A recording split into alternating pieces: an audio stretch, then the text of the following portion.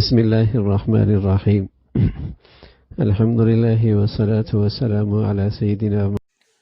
अस्सलाम वालेकुम dear students, बिस्मिल्लाहिर्रहमानिर्रहीम। इस लेक्चर में मैं आपको सिखाऊंगा एक्सरसाइज 3.1, उसका क्वेश्चन नंबर 2। वो क्या है?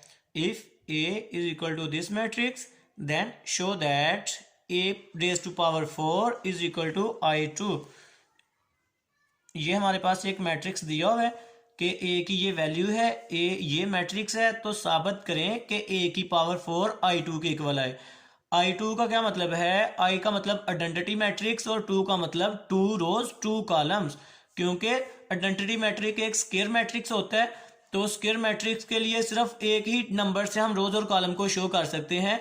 अगर कोई मैट्रिक्स स्क्वायर ना हो, कोई रेक्टेंगुलर मैट्रिक्स हो जिसमें रोज और कॉलम्स की तादाद सेम नहीं होती, तो फिर दो नंबर ज़ाहिर करने पड़ते हैं, एक रो के लिए एक कॉलम के लिए। तो यहाँ पे सिंपल बात ये आप यूं कह सकते हैं कि आपने साबित जो करना है वो ये करना है, a की पावर 4 इज इक्वल टू 1001।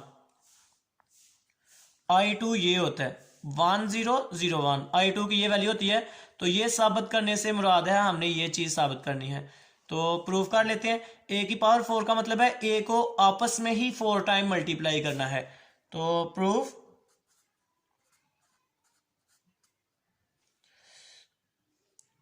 लिख लेते हैं। a को अयोटा 0 1 माइनस अयोटा, ये आई नहीं है, ये अयोटा है, इमेजिनरी नंबर अयोटा। तो एक बार खुद से मल्टीप्लाई कर लेते हैं, a मल्टीप्लाई बाई a, तो फिर उसके मैट्रिक्स को भी आपस में मल्टीप्लाई करेंगे। अयोटा 0 1 माइनस अयोटा और आपस में फिर मल्टीप्लाई, तो यह आ जाएगा अयोटा 0 1 माइनस अयोटा, मल्टीप्लाई कर दिया। अब दो मैट्रिक्स a और a तो मल्टीप्लाई होके a स्क्वायर आ जाएगा। इधर दो मैट्रिक्स के एलिमेंट्स को मल्टीप्लाई करना है, तो दो मैट्रिक्स के एलिमेंट को मल्टीप्लाई करने का क्या रूल है? पहले मैट्रिक की पहली रो और दूसरे मैट्रिक का पहला कॉलम आपस में मल्टीप्लाई होंगे।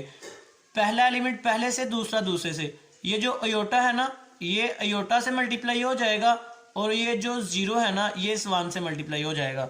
तो मल्टीप्लाई कर लेते हैं। अयोटा अयोटा से मल्टीप्लाई करेंगे, अयोटा स्क्वायर, दरमियान में हमेशा प्लस का साइन, और 0 1 से मल्टीप्लाई होगा तो 0 आ जाएगा। उसके बाद अब क्या करना है? फर्स्ट रो और सेकंड कॉलम।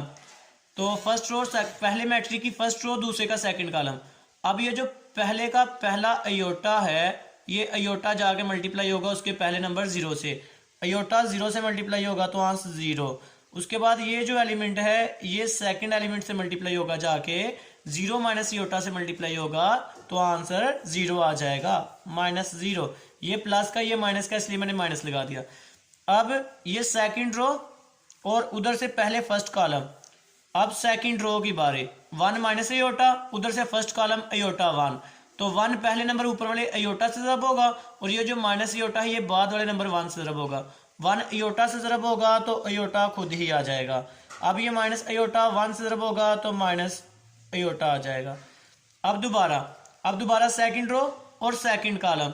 अब ये चीज़ नहीं करनी, अब वो सेकंड कॉलम जो पड़ा हुआ है, तो पहले मैट्रिक की सेकंड रो, दूसरे मैट्रिक का सेकंड कॉलम।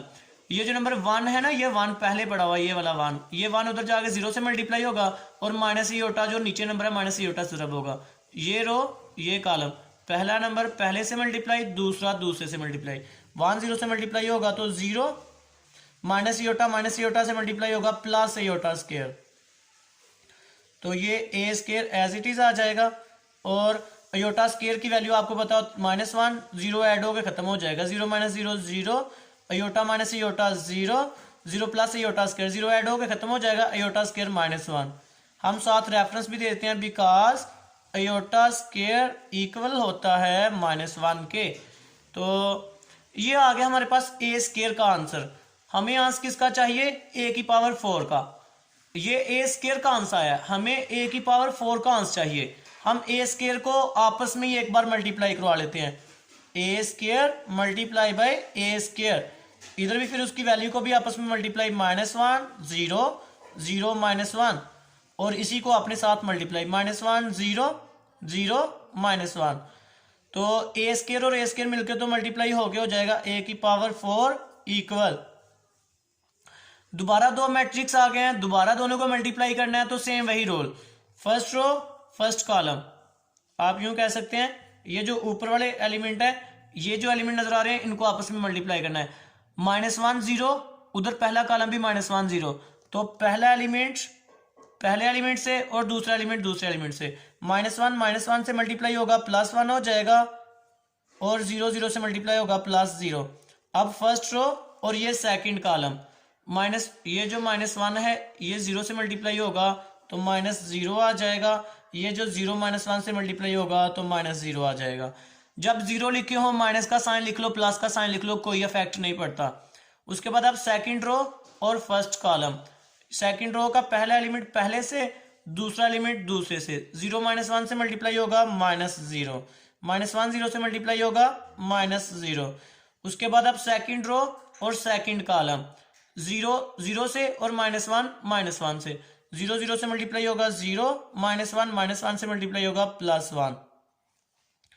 a की पावर 4 इज इक्वल टू 1 + 0 1, 0 - 0 0, 0 - 0 0 और 0 + 1 1। तो यही मैंने आपको कहा था, 1 + 0 1, 0 - 0 0 0 0, 0 + 1 1। तो यही मैंने आपको कहा था कि आपने a की 4 को इसके इक्वल प्रूफ करने का मतलब है a की 4 को इसके इक्वल प्रूफ करना। ये दोनों आपस में इक्वल है, i2 की ये वैल्यू होती है। तो अगर आपने a की 4 = i2 प्रूव करना है तो आप इसकी जगह इसकी वैल्यू i2 पुट कर सकते हो। तो हम लिख लेते हैं a की 4 और इसकी जगह इसकी वैल्यू लिख लेते हैं i2। आइडेंटिटी मैट्रिक्स जिसमें 2 रोज और 2 कॉलम्स हैं, हैंस प्रूव्ड।